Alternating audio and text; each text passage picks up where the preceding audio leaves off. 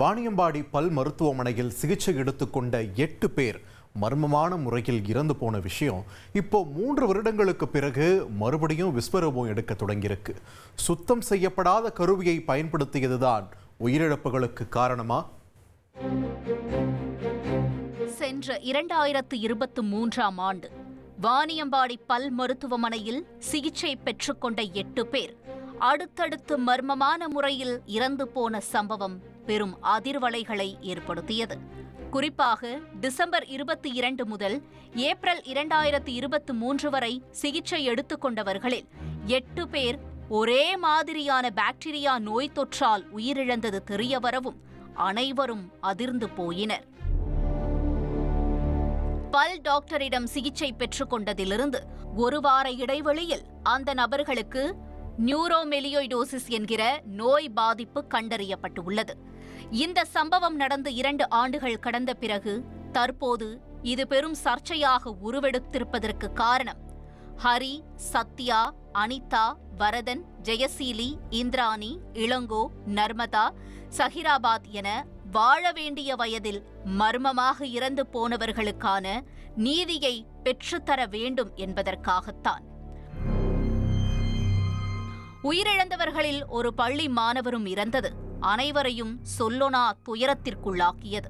இந்நிலையில் 2023ஆம் வருடம் 8 பேர் மரணத்திற்கும் காரணம் இந்த பல் மருத்துவமனையின் டாக்டர் அறிவரசன் தான் என குற்றஞ்சாட்டி உயிரிழந்த இந்திராணி என்பவரின் மகன் ஸ்ரீராம் போராட்டங்களை முன்னெடுத்தார்.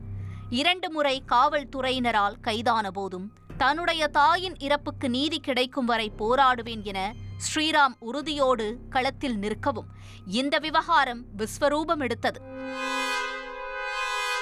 இந்த சூழலில் வாணியம்பாடி பல் மருத்துவமனையில் நோயாளிகளுக்கு சிகிச்சை அளிப்பதற்காக சுகாதாரமற்ற கருவியை பயன்படுத்தியதுதான் 8 பேரின் மரணத்திற்கும் காரணம் என லான்சன் ஆய்வறிக்கை தகவல் வெளியிட்டு அனைவருக்கும் ஷாக் கொடுத்துள்ளது. சிகிச்சையின் போது தேவைப்படும் சலைன் பாட்டிலை திறக்க சுகாதாரமற்ற பெரியோஸ்டில் எலிவேட்டர் கருவியை பயன்படுத்தியதால் புர்கோல்டெரியா சூடமலே எனும் பாக்டீரியா நரம்பு மண்டலத்தை பாதித்து நியூரோமெலியோய்டோசிஸ் என்ற தீவிர மூளை தொற்று ஏற்பட்டு உயிரிழக்க நேரிட்டுள்ளதாக அந்த ஆய்வறிக்கை தெரிவித்துள்ளது. பெரியோஸ்டில் எலிவேட்டர் என்பது பல் அறுவை சிகிச்சையின் போது எலும்புகள் மேலுள்ள மெல்லிய திசுக்களை தூக்கி பிடிப்பதற்காக பயன்படுத்தக்கூடிய ஒரு கருவி. சரியாக சுத்தம் செய்யப்படாத அந்த கருவியை மீண்டும் மீண்டும் சிகிச்சையின் போது பயன்படுத்தி சலைன் பாட்டிலை ஓபன் செய்ததுதான் நோய் தொற்றுக்கு காரணம் என அந்த ஆய்வறிக்கை தெள்ளத்தெளிவாக குறிப்பிட்டுள்ளது. லான்சன் ஆய்வறிக்கையை தொடர்ந்து அதன் உண்மைத்தன்மை குறித்து ஆராய சிஎம்சி மருத்துவ குழுவினர் நியமிக்கப்பட்டனர். சிஎம்சி ஆய்வறிக்கையும் சுத்தம் செய்யப்படாத பெரியோஸ்டில் எலிவேட்டர் கருவியை பயன்படுத்தியதுதான் 8 பேரோட மரணத்திற்கும் வழிவகுத்துள்ளதாக தெரிவித்துள்ளது. இந்த விவகாரம் தற்போது மருத்துவத்துறையில் பெரும் சலசலப்பை ஏற்படுத்தியது. இதன் தொடர்ச்சியாக இன்று வாணியம்பாடியில் உள்ள வேறொரு இடத்தில் வேறொரு பெயரில் டாக்டர் அறிவரசன் டென்டல் கிளினிக் நடத்தி வந்த இடத்திலும் திருப்பத்தூர் மாவட்ட சுகாதாரத்துறை இணை இயக்குனர் ஞான மீனாட்சி ஆய்வு செய்துள்ளார்.